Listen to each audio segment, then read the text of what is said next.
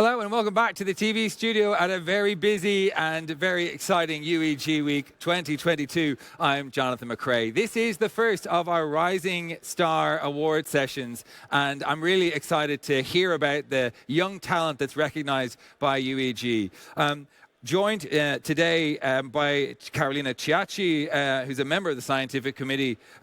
Perhaps before we meet our Rising Stars, you might tell me, what is the Rising Star Award and what is it for? Good morning, Jonathan. Good morning. The Rising Star Award is one of the best moments, in my opinion, of UEG because we are giving awards to the most promising, emerging scientists, not only for their next research, but they are for their records and their quality of science and their curricula. So it's very important. They sometimes are indicated by the International Society of Gastroenterology, and this is a very important moment for them to be well known and then to start in a different and brilliant way their future. So I'm very excited. It's a great recognition and a great kickstart to a scientific career to be awarded this award. What is the scientific profile of the Rising Stars? What are you looking for from a winner? We are looking for creativity and independence. We must see in the awardee the ability to lead the future. So I think the one that we are awarding today, they do full the profile, and you will see. So before we greet some of our Rising Stars, I believe we have some greetings in order, Carolina. Oh, yes, we do have, because two of our awardees cannot be with us today. Maya Thiele from Denmark and Lisette Rivero Sanchez from Spain. Those promising yet fantastic researchers cannot be with us. Maya was with us yesterday, but now she's leading to another meeting where she has an important recognition as well, while Lisette Rivero Sanchez, she is in her 36th week of pregnancy, so we want really to address her our best wishes for being able to get a prize and also another prize in a while. So, well. Yes, well, congratulations from all of us, Lisette.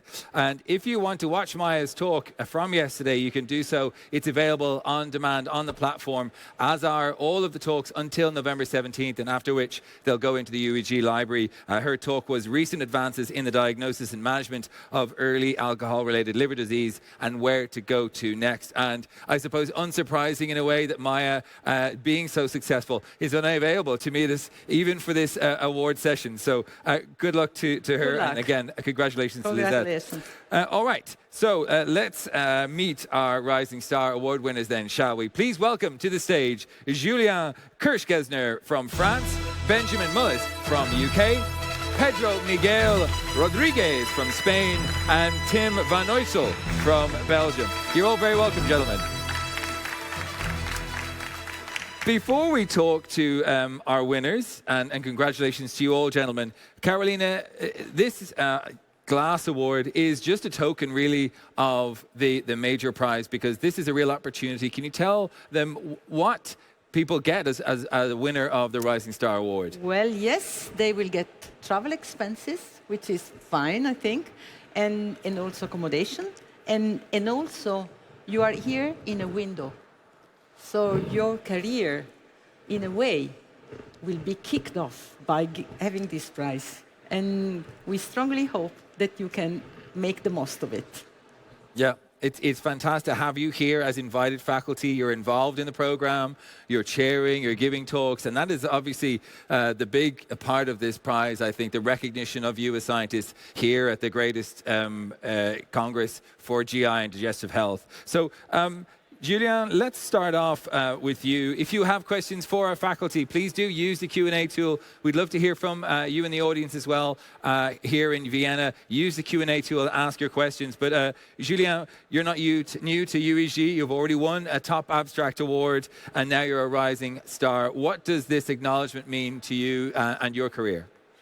First, I feel very grateful and really happy to receive this award. This is a great honor to receive such recognition by UEG and my peers. Of course, this is not just only me who received this award, this is also my mentors, the entire team with whom I am working at Saint-Antoine Hospital and Sorbonne University in Paris. I think I couldn't have achieved what I've done so far if they did not have pushed me and challenged me to perform high-quality research.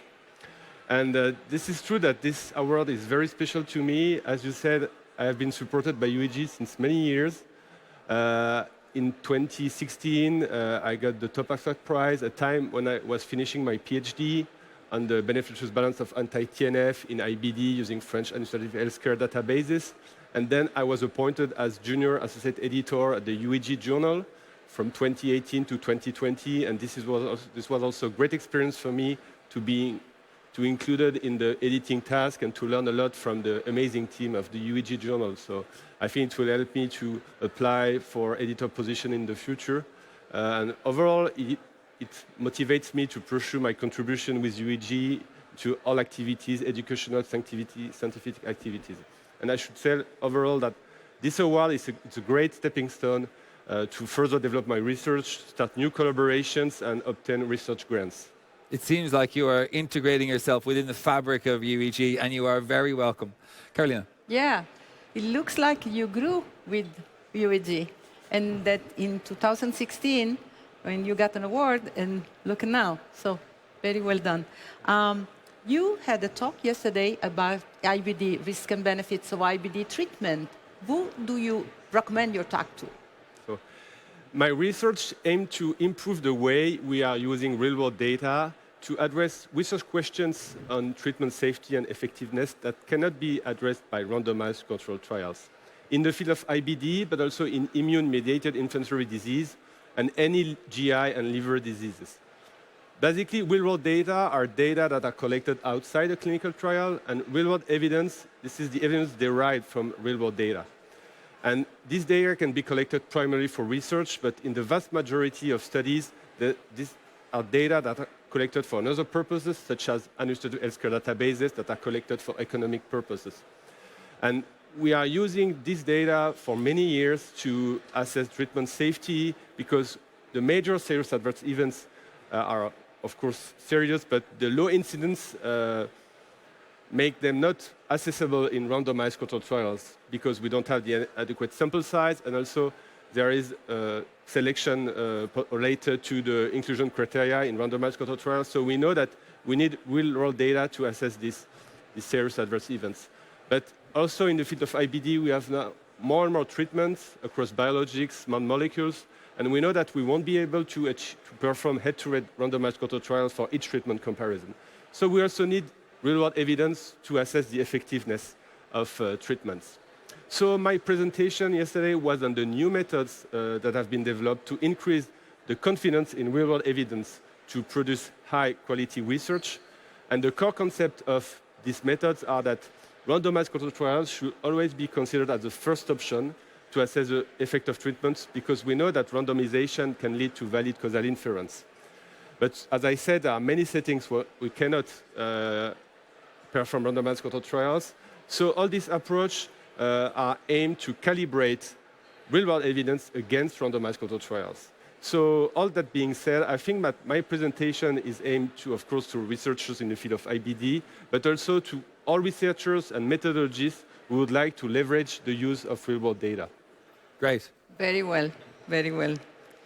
Now, Benjamin, I understand you are an expert in fecal microbiota transplant, which is a fascinating yet unexplored topic of research, right? So when and where we can listen to you?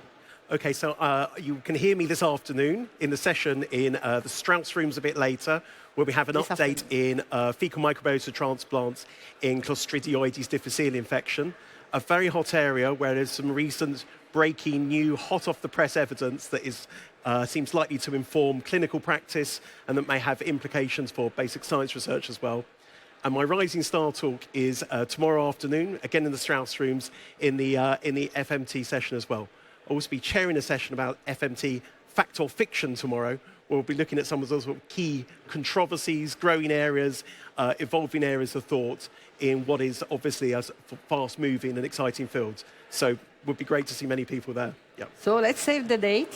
Okay, Yeah, perfect. save the date, Yeah. This is your third year being part of the faculty or UEG Week or PGT. Can you tell us where do you plan to go from here? Yeah, okay, good question. So I know that that 3 years is quite a lot, but compared to other people like Julian, I know that's a relative newcomer to the UEG community. However, I was actually encouraged to apply for the awards based on colleagues and collaborators who had previously had support from UEG and been winners of this award.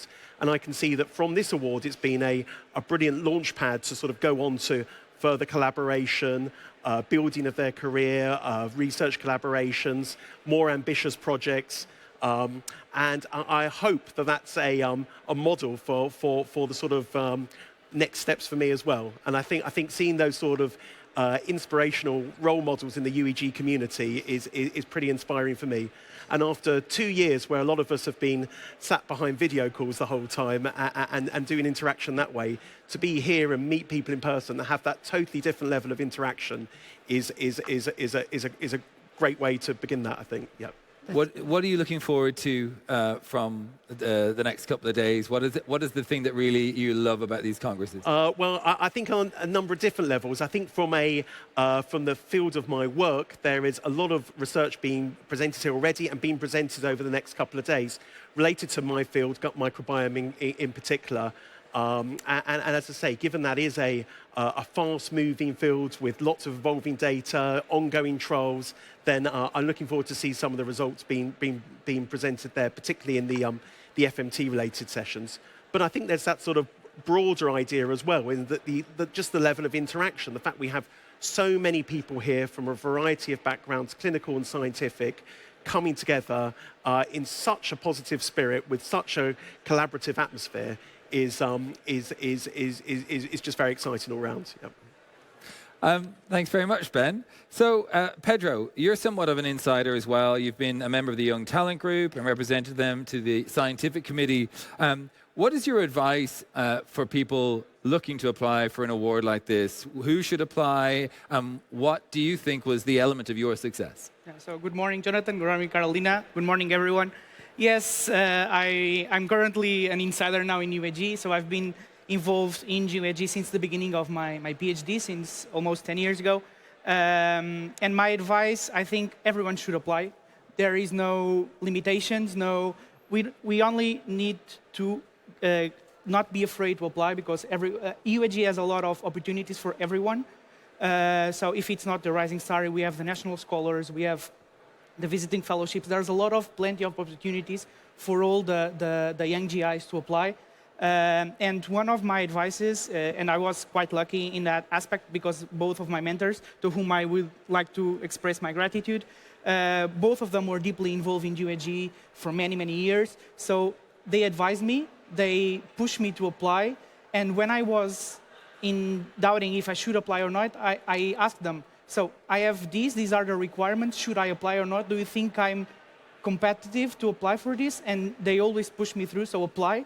So my advice is not be afraid, apply to the calls you may want to, and there's plenty of space for everyone in UEG.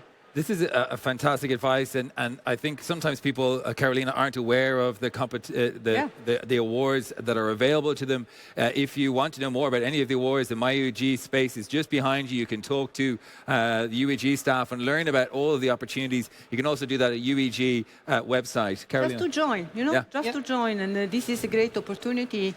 You can apply online. There are a lot of opportunities for young people and also for not so young people. So it's very interesting. And this is the spirit which UEG is so nice and is so important for Europe in this moment. And it's a great opportunity to learn, because as I was a member of the YTG and the SciComm, I had the opportunity to learn a lot how to construct the scientific program during the UEG week, how to plan programs for the young GIs. It was challenging, we had to work hard on that, but it was totally worth it.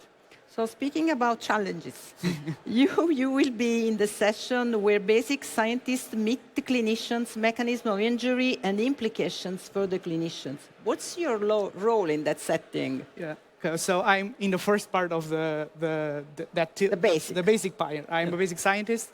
So basically, we are mostly interested in looking for new therapeutic targets to treat, in my case, non-alcoholic fatty liver diseases and liver cancer. So we are looking for new proteins, new genes that could be targeted to develop new targeted therapies to improve the prognosis of these patients.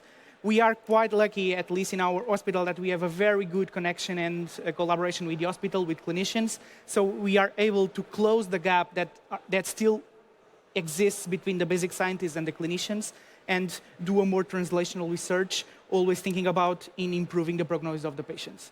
So I'm in the part of the basic part. I thought so. Great. Carolina, over to Tim. Tim, so you have been busy in this UEG week since Saturday, I think, right? And you had a chair task at the postgraduate meeting. How was the experience for you at the time? It's always great to be at UEG and to share sessions. So I really feel supported by UEG, and as has already been alluded to by my fellow Rising Stars, UEG is really like a big family. You can talk to basic scientists, you can talk to fellow clinicians, you can present your research. And it's interesting to see that over the last decade or two, your role can evolve. So I started presenting cases in the postgraduate course together with my mentor, Jan Tak. And then gradually you present your own research. And then indeed you are asked to share sessions in the postgraduate course. You are asked also to co-design postgraduate teaching sessions. And I think that's really nice, that gradually you are given more and more responsibility and you get more and more ingrained in the UEG family. That's great. You make it sound like quicksand. Yeah. Yes. And what do you choose to focus on in your Rising Star Award? So I'm a clinician, and in the clinic I mainly take care of patients with functional gastrointestinal disorders, so patients with functional dyspepsia. So these are patients who mainly complain after the meal. They feel full, they cannot finish a normal meal. Yeah, they do, but it's a real condition. Yeah. And so they are really debilitated, have a lot of symptoms, and we don't have good treatments for this. And the thing is, because the symptoms are located in the stomach, people always thought that the stomach is explaining their symptoms, delayed gastric emptying, problems with accommodation, and so on. The thing is, this is not true. So the association between these abnormalities and the symptoms is really poor. And so that's why our group and also other groups have shown that it all starts in the duodenum, the first part of the small intestine. And this is what I will focus on in my Rising Star lecture. So we have shown changes in microbiota, as already been talked about. We have shown increased permeability of the small intestine, increased levels of eosinophils. So everything is really changing in the area of functional dyspepsia, and this will open up roads of new opportunities to treat functional dyspepsia. So exciting times ahead. Are there good guidelines for treating functional dyspepsia? There are guidelines for treating functional dyspepsia, but still at this moment, they still very much focus on the stomach, with prokinetics trying to stimulate motility of the stomach. However, the problem is that they are not very effective. So we need to look for new treatments. Point of view. Holistic, that's true. So we also need to take care. It's a disorder of the gut-brain interaction. So it's not only the gut, it's also the brain. So that is important. And also we need to look at novel treatment targets like the duodenum. We need to try and use probiotics. We want to use anti-inflammatory medication targeting the duodenum. So a lot is changing. I can see this is an area of interest for you, Carolina. I'm a clinician. Tim, you've presented so many times at UEG Week. Is this still exciting for you to be here? It is still very exciting. Honestly, it is one of my favorite meetings of the year. It's good to meet people finally again in person. Indeed, we have been stuck behind screens for a couple of years, and now it's good to interact with basic scientists, with fellow clinicians, and to present your research and to go in debate over your research. And every year, this is one of my favorite moments to come to UEG. Tim, we have a question from our studio audience, and thank you for joining us wherever you are. I know sometimes people are ducking in between surgeries or they're watching from home. We really appreciate having you here, and thanks for joining us. We have a question from Farhana Kayani. He says, how do we develop research in a third world country like Pakistan, especially regarding artificial intelligence, microbiota, and functional dyspepsia? That's a very interesting question. I am really convinced that you can perform research wherever you are. It's just you need to look what you have at your availability. So indeed, artificial intelligence may be less of an option in the area where they are, or microbiota analysis, because you may not have these very expensive resources. But even doing epidemiological research, how prevalent is this disease? How are we treating the condition, and what is the outcome of treatment? This is very relevant, and we need more data about the incidence and the treatment of these conditions also in less developed countries. Yeah. On a So I would encourage them to do the research. And particularly if you're talking about AI, we had a great session on AI tools yesterday, the Digging Deeper session. You can watch that back on the platform, where they were talking about the need to have good population data in these tools. So even if you're not using the tool, even if it's an off-the-shelf tool and you don't have availability of that, to collect the data so that you can train the model when you have availability of that, it's all part of that process. Indeed, Jonathan. And also you can look for collaborations with other countries. So in this era where we can send data, you can send images, and you can collaborate, and this will make you a co-author, and this can launch your career. Yeah. Absolutely. Yeah, internet is shortening the distances, so it will speed up the research. May I say, Jonathan, that these guys here and the two ladies at home, they do truly represent the meat exchange evolve of UEG spirits. Really. Yeah. And it's great to have you here and hear about all of your work. And you're clearly so enthusiastic about what's in front of you. So I don't want to hold you back in the TV studio any longer. I'll let you go out and enjoy all of the fantastic scientific program that we have for you today. Still to come today in the TV studio, grow with us, UEG Beyond UEG Week. We have next Rising Star session tomorrow at 10:30 here in the TV studio. And don't forget, the next call for Rising Star Awards opens June next year. If you've been inspired by these gentlemen, the two ladies at home, you can apply. Encourage your colleagues to apply as well. And you can reach out to all of our Rising Stars via the MyConnect platform. I will see you very shortly back here in the TV studio. But for now, thanks for joining us. See you soon.